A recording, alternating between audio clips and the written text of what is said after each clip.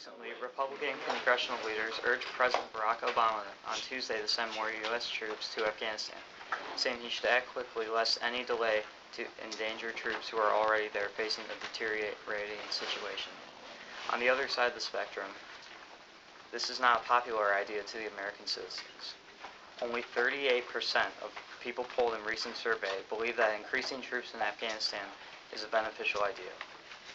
Obama is obviously not going to please everyone in the choice he makes, but he needs to make the right decision. I believe the right decision is not sending any more troops to Afghanistan.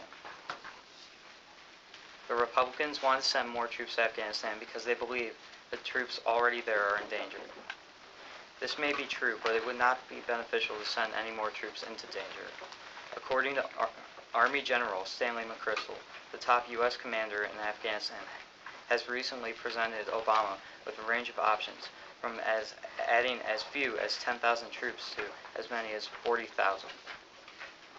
That is sending 10,000 to 40,000 soldiers possibly to their death. If Obama is not even sure how many troops he will need to send, he should not send any at all. An editorial titled Kissinger, Obama should send more troops than neutralize Afghanistan by John Gizzi. Henry Kissinger warns President Obama to send all troops to Afghanistan and that it is necessary to secure as much of the country as possible from the Taliban. If Obama does not follow the recommendations of the ambassador and the general appointed by the administration, the commander of the U.S. Central Command, added the former Secretary of State, Obama cannot face domestic consequences.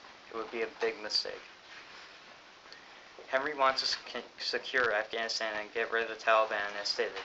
Was that our responsibility?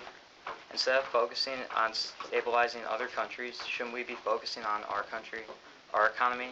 I think our country right now needs to be stabilized before we go help other countries. One reason we should not send any more troops to Afghanistan is that there has been 30 years of fighting in Afghanistan, and over the years we have fought in Afghanistan, the fatality rate has substantially increased. According to iCasualties.org, August of last year to August of this year, the death rate of American military has doubled. If we send more troops, the rate is bound to go up. Also, can Afghanistan even be trusted? With recent runoff scandal with Hamid Karzai, is it safe to trust Afghanistan with our troops? Joe Biden said there are currently 68,000 troops in Afghanistan, and Obama wants to add 10,000 to 40,000 more. When will there be enough?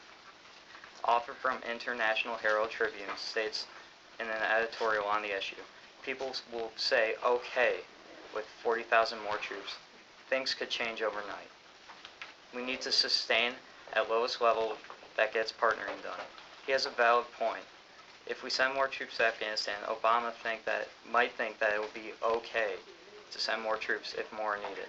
If this situation goes on, who knows when the conflict will end. We need to end this before we get any deeper into the problem.